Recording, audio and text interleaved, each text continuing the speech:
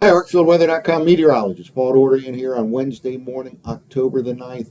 Hurricane Milton remains a Category 5 hurricane as of the latest observations at 4 a.m. with maximum sustained winds of 160 miles per hour. A Cat 5 is classified if the winds are 157 miles per hour, so it's on the low end of a Cat 5 right now. I do believe it will undergo some weakening over the next several hours as it encounters some vertical wind shear over the eastern part of the Gulf of Mexico. However, it makes landfall tonight probably around the midnight hour, maybe 1 a.m. or so, somewhere near the Tampa Bay region, and it certainly looks like it will be a major hurricane at that point. Perhaps on the low end of Category 4, if not strong end of a Category 3. That's my guess. Is hopefully it will undergo some weakening during the day today. Nonetheless, storm surge will certainly be significant in and around the Tampa Bay region.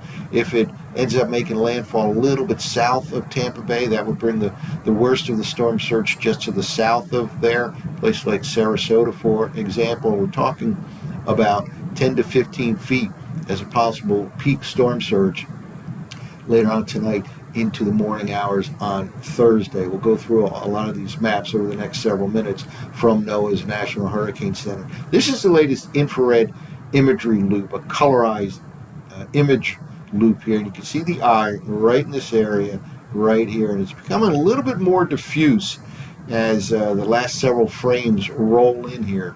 Again, I think it's encountering some vertical wind shear, and you can tell it's kind of more and more stretched out here. Now, one thing that will happen as it begins to weaken over the next few hours, and again, we're talking about weakening from a Cat 5 into still a major, devastating Cat 4 hurricane, it will tend to broaden out. It's perhaps counterintuitive that as the central pressure weakens, the wind field tends to broaden out some, but that is certainly what does happen in many cases. So it should become a larger storm, even if it's weakening slightly over the next several hours or so. This is Tampa Bay right in this area right now. The latest central pressure, 907 millibars.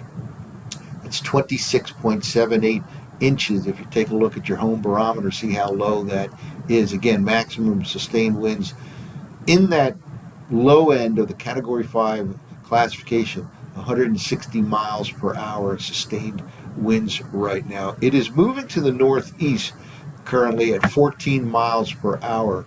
That is an acceleration from yesterday and should continue at that fairly good clip here over the next several hours. Again, to the north and east. Again, this is the Tampa Bay region. Looks like landfall midnight, 1 a.m. or so in that general vicinity. Now let's go through several of the maps that NOAA's National Hurricane Center has put out. Again, the storm surge is looking significant on the order of 10 to 15 feet in and around Tampa Bay. If the landfall is over Tampa Bay or just to the south of Tampa Bay, that would put the highest storm surge area probably just to the south of Tampa Bay, places like Sarasota as an example. Down across, all the way down the coast, the Keys, maybe 1 to 3 feet, certainly not insignificant, but certainly less down across the Keys as a comparison with up the coast. Landfall right in this area, right in here, somewhere, again, midnight, 1 a.m. And if it ends up going a little bit farther to the south, that pushes the worst of the storm surge a little bit farther to the south. But right now, it's looking like landfall in and around that Tampa Bay region. It will continue to move across the state in this fashion as a hurricane.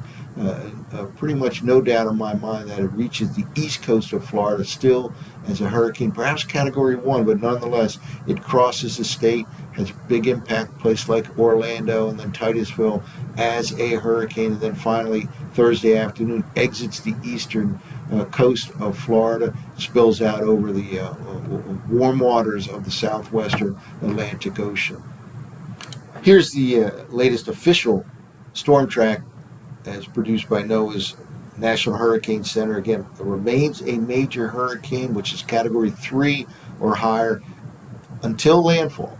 Around 1 a.m. or so is the likely time frame. Of course, conditions go down rapidly later on today. It's already raining quite heavily along the western coast of Florida, and conditions will go down rapidly this afternoon, especially overnight. This is the worst time period will be the overnight hours going into the early morning hours on Thursday. Again, it likely reaches the eastern coast of Florida, still categorized as a hurricane. And this whole area right here across the central part of Florida will feel the brunt of this storm. It then exits tomorrow afternoon off the east coast of Florida out over the open waters of the southwest Atlantic. Could have some kind of an impact on Bermuda later on in the upcoming weekend as a tropical storm as it continues to move to the east-northeast out over the Atlantic Ocean. In terms of rainfall, certainly along that path across the central part of the state, highest likelihood of the most severe flooding type rainfall of a foot or more. The red right here is a foot or more of rain. And again, that path takes right into the Tampa Bay region here. And so this is the area across the central part of the state that will experience the highest winds, the heaviest rain, right along that path. And again, it's a relatively small storm right now, but that whole wind field should broaden out over the next few hours. Even if the central pressure is rising, even if there's a little bit of weakening, that wind field will tend to broaden out over the next several hours, meaning much of the state of Florida will have a big impact in the late evening, overnight hours into the early morning hours on Thursday, finally exits off the coast by tomorrow afternoon out over the southwestern Atlantic. Well, one last chart here by NOAA's National Hurricane Center. This is the probability of tropical storm force winds, which is like 40 miles per hour or higher. And I just wanted to point out the actual area, again, of the highest concern right across the heart of the state here from, let's say, Tampa Bay on the west all the way to Titusville on the east. It includes the Orlando area, the heaviest rainfall, the highest winds, certainly hurricane force winds right across the peninsula from the western part of the state, the central to the eastern part of the state with this storm system. Again, it remains as a hurricane as it crosses over Florida during the overnight hours. And of course, the worst storm surge will take place on the west coast here from in and around the Tampa Bay region down to the south a ways on the order of 10 to 15 feet.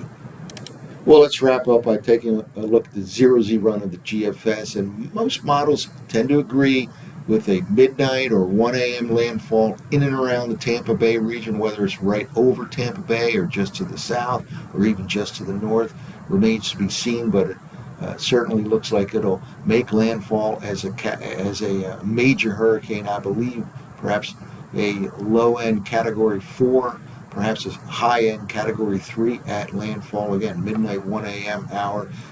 This is the latest on the GFS, and we'll just move forward here in time and push through. Again, it's now moving at 14 miles per hour to the northeast. That acceleration from yesterday should continue throughout the day here with that northeastern push at a fairly good clip. Now let's just move forward. Here we go into the middle of the day, and finally by about 8 p.m. tonight, it's approaching the Tampa Bay region, and here in this particular model run, it ends up making landfall right around the Tampa Bay region. Again, midnight hour, 1 a.m. As a major hurricane, and then it'll cross the state, and here we are in the overnight hours into the early morning hours on Thursday, still a hurricane as it moves over near places like Orlando, as an example here, perhaps as a Cat 1 by the time it reaches the east coast of Florida tomorrow morning, and then pushes out over the western Atlantic during the midday and afternoon hours and starts to weaken somewhat, ultimately becoming a tropical storm maybe later tomorrow into tomorrow night, tropical storm out over the southwestern Atlantic. So again, major Hurricane Milton closing in on the west central coast of Florida. with a likely landfall around midnight, 1 a.m. Conditions deteriorate rapidly later on today, especially overnight tonight. Tonight will be the brunt of the storm across much of Florida into the early morning hours on Thursday. Then it pushes out over the southwestern Atlantic. Stay tuned to arcfieldweather.com for an update later on today. That's it for now. For arcfieldweather.com, this has been meteorologist Paul Dorian.